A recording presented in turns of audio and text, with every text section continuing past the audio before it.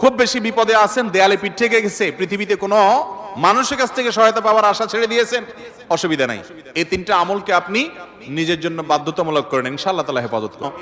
বিপদ আপদ, বিশেষ করে কঠিন বিপদে আপনি যদি পড়ে যান, তাহলে মুক্তি লাভের জন্য দোয়া ইউনুস বেশি বেশি পড়বেন।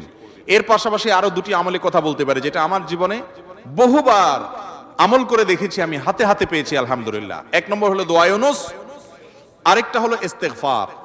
এটাও হাদিসে আসছে, নবী করিম সাল্লাল্লাহু আলাইহি ওয়াসাল্লাম বলেছেন, মান লাজিমাল ইস্তেগফার, যে ব্যক্তি ইস্তেগফারকে লাজিম বানায় নেয়। লাজিম বানায় নেয় মানে কি? মানে পড়তেই থাকে, থামে না। টয়লেটে গেছে তখন শুধু বন্ধ, খাচ্ছে তখন শুধু বন্ধ, ঘুমাচ্ছে তখন শুধু বন্ধ, আর সারাক্ষণ পড়তেই থাকে ইস্তেগফার। আস্তাগফিরুল্লাহ ওয়া আতুবু ইলাইহি, সাইয়্যিদুল ইস্তেগফার বা যে কোনো ইস্তেগফার, সবচেয়ে ছোট ইস্তেগফার আস্তাগফিরুল্লাহ আস্তাগফিরুল্লাহ। এটা যে পড়তেই থাকে, নবী করিম সাল্লাল্লাহু আলাইহি ওয়াসাল্লাম বলেছেন, তার যে কোনো বিপদ থেকে বের হওয়ার জন্য আল্লাহ তাআলা নিজে পথ দেখায় দেন। এমন ভাবে পথ দেখাবেন সে কল্পনাও করবে না। এবং জীবনে বহুবার আমি আমলটা করে দেখেছি, কঠিন কঠিন বিপদে আল্লাহ তাআলা কিভাবে উদ্ধার করেছেন, আমি নিজে অবাক হয়ে গেছি, সারপ্রাইজড হয়ে গেছি। নাম্বার 3, দুরুদ।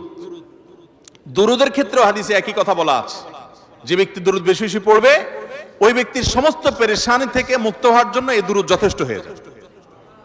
তাহলে 3টা আমলের কথা বললাম, দোয়া ইউনুস, লা ইলাহা ইল্লা আনতা সুবহানাকা ইন্নী কুনতু মিনাজ জালিমিন, আরেকটা হলো ইস্তেগফার বেশি বেশি, আরেকটা হলো দুরুদ।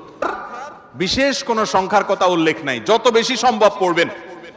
দুনিয়াবি কোনো বিষয় হাসিলের জন্য অভিজ্ঞতার আলোকে, রুকিয়া হিসাবে, ঝাড়ফুঁক হিসাবে, বা দুনিয়ার কোনো কাজে আল্লাহর কাছে প্রার্থনার অংশ হিসাবে তাজরিবা দ্বারা অনেক আমল, যেমন ঝাড়ফুঁকের মধ্যে যেরকম, রুকিয়ার মধ্যে যেরকম বিভিন্ন আমল, আয়াত, হাদিস, সংখ্যা ঠিক করে আপনার ওলামা একরাম করে করে সেটা তাজরিবা পেয়েছেন, ওই আলোকে করা যায়, সেভাবে করা যেতে পারে। কিন্তু সওয়াবের আশা যদি হয় যে এত সংখ্যক বার পড়লে এটা হবে, তাহলে সেটা হাদিস দ্বারা প্রমাণিত না।